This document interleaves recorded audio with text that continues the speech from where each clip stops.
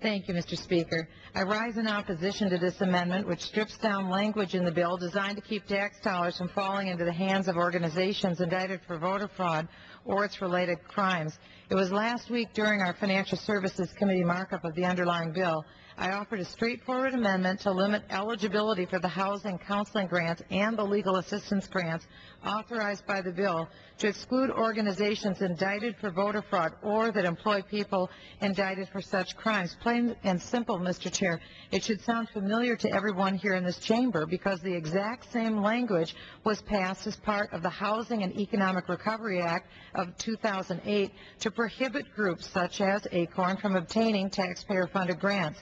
272 members of this body, including the gentleman from Massachusetts who just spoke, voted for that legislation, which became law last July. But not only is it legitimate for Congress to decide the threshold for accessing taxpayer funds, it's incumbent upon this body to do so in our fiduciary capacity to the taxpayers of this great country. And for far too long, Congress has cavalierly distributed taxpayer money. Every day we can go on record saying that we will no longer set the bar this low. We all are familiar with the saying, fool me once, shame on you, fool me twice, shame on me. But ACORN and organizations like it have fooled us not once, not twice, but seemingly after every election. The stories of their indictments for voter fraud, for violating their tax status, for voter registration improprieties abound. Grand juries across the nation found them and their employees lacking, yet we continue to funnel millions of dollars to their coffers. Just this week, on Monday, the headlines out of Nevada read, 39 counts of voter registration fraud against ACORN and 2 of its former employees. It was just several hours ago, hot off the presses, that the Pittsburgh Post-Gazette reported breaking news. An Allegheny County District Attorney charged 7 employees of ACORN with, quote, forgery and election law violations, saying they filed hundreds of fraudulent voter registrations during last year's general election. Can't this body do something about this, Mr. Speaker? How many felony charges does it take to see that this organization has violated the public trust? Congress isn't the arbitrator of guilt or innocence. Congress does decide how to spend the people's money. At what point do we finally say that this organization is simply not worthy of the hard-earned money of the American people? According to recent testimony at the House Judiciary Committee, ACORN has been under investigation in states for, among other things, violations of the tax code, 501c3, violations of the Federal Election Campaign Act of 1971, fraudulent voter registration activities, and failure to comply with state law in voter registration drives. And here are just a few more headlines of late.